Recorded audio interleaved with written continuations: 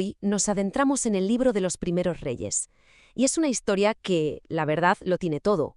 Drama, poder, un apogeo glorioso y, por supuesto, una caída estrepitosa. Vamos a ver cómo un reino puede llegar a fragmentarse de una forma tan trágica. Aquí está la gran pregunta, ¿no? Tenemos un reino en su momento más álgido, un rey con una sabiduría que se ha hecho legendaria, y de repente todo se tuerce. ¿Qué es lo que salió mal? Porque esta historia es en el fondo una advertencia, un recordatorio de lo fácil que es que el poder, la riqueza e incluso la sabiduría se vengan abajo. Venga, vamos al lío. Todo empieza con Salomón, el hijo del famoso rey David. Pero ojo, que su llegada al trono no fue un camino de rosas. Tuvo que lidiar con la ambición de su propio hermano, Adonías, que intentó adelantarse y hacerse con el poder. Pero al final, la decisión de David fue tajante. El rey sería Salomón. Y es que al poco de ser rey pasa algo increíble. Dios se le aparece y básicamente le da un cheque en blanco. Le dice, pide lo que quieras. Pensemos un momento. Podría haber pedido ser el más rico, el más poderoso, vivir muchísimos años. Pero no. Lo que pide Salomón es sorprendente. Pide sabiduría, un corazón que entienda para gobernar bien a su pueblo. Claro, a Dios le encantó esa petición. Le pareció tan acertada que no solo le dio esa sabiduría sin igual que había pedido, sino que además le dio de bonus, por así decirlo, todo lo demás: riquezas, honor, fama y una larga vida. Eso sí, con una condición: que fuera obediente. Y esto es clave, ¿eh? El reinado de Salomón no empieza desde la ambición, sino desde una humildad que, atrajo una bendición divina absolutamente desbordante. Y con toda esa sabiduría y esas bendiciones, el reinado de Salomón llega a su cenit. ¿Cómo? Cumpliendo el gran sueño de su padre David, construir por fin una casa permanente para Dios en Jerusalén.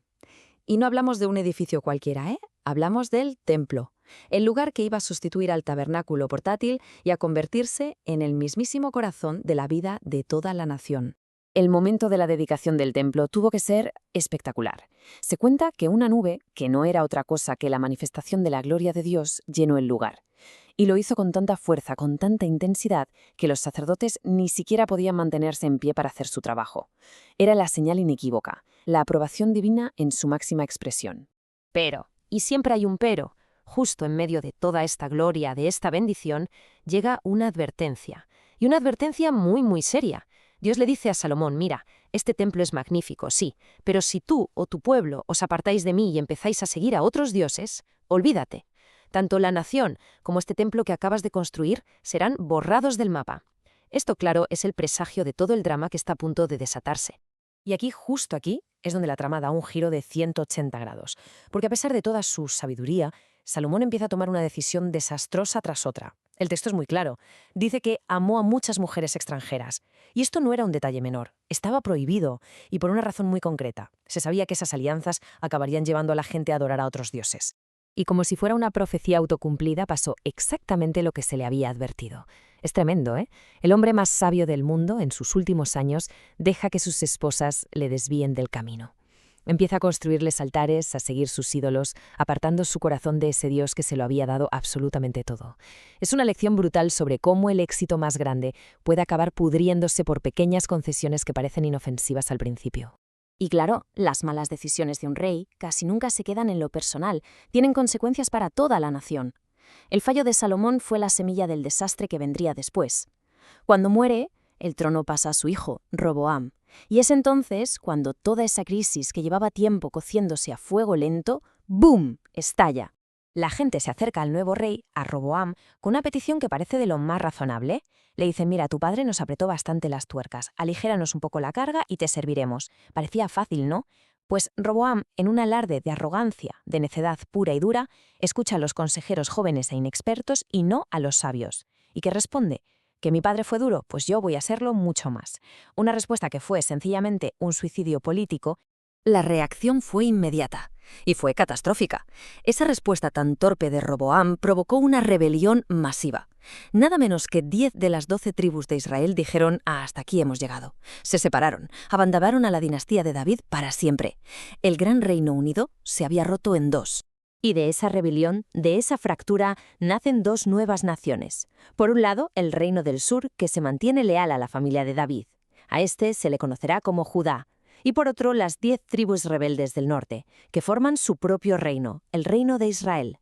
con un nuevo rey, una nueva dinastía y un futuro que va a ser muy, muy diferente. Vale, para que quede claro, echemos un vistazo a las diferencias.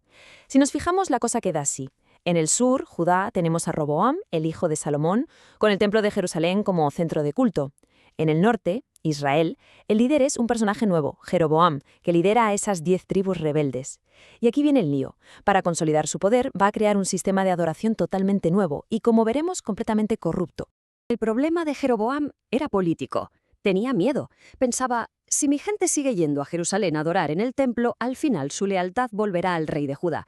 Así que, por pura supervivencia política, se inventa una solución. Crea sus propios centros de adoración en el norte.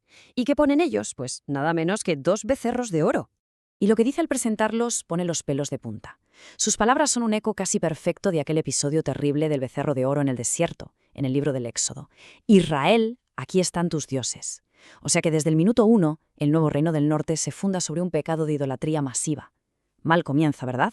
Con unos cimientos así de podridos, pues no es ninguna sorpresa que el reino del norte, Israel, se fuera hundiendo más y más en un pozo de decadencia. La cosa fue de mal en peor, hasta que llegó a su punto más bajo con un rey llamado Acab.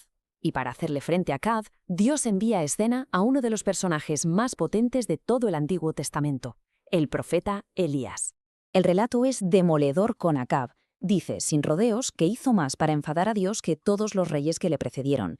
Y gran parte de la culpa la tuvo su esposa, Jezabel. Con su influencia, Acab no solo permitió la idolatría, no, fue un paso más allá. Convirtió la adoración a un dios pagano, Baal, en la religión oficial del Estado. Y aquí Elías no se anda con chiquitas. Va directo al grano. Convoca a todo el pueblo y a los profetas de Baal a una cita en el Monte Carmelo, una auténtica confrontación. Y allí les lanza un desafío a la cara. ¿Hasta cuándo vais a estar dudando entre 2 aguas? Si el Señor es Dios, seguidle a Él. Y si lo es Baal, pues id tras Él. Básicamente, decídanse ya. No se puede jugar a 2 bandas. La prueba que propone es sencilla, pero a la vez totalmente sobrenatural.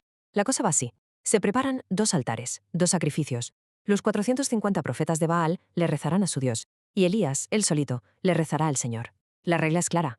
El Dios que responda enviando fuego del cielo para quemar el sacrificio, ese es el Dios de verdad.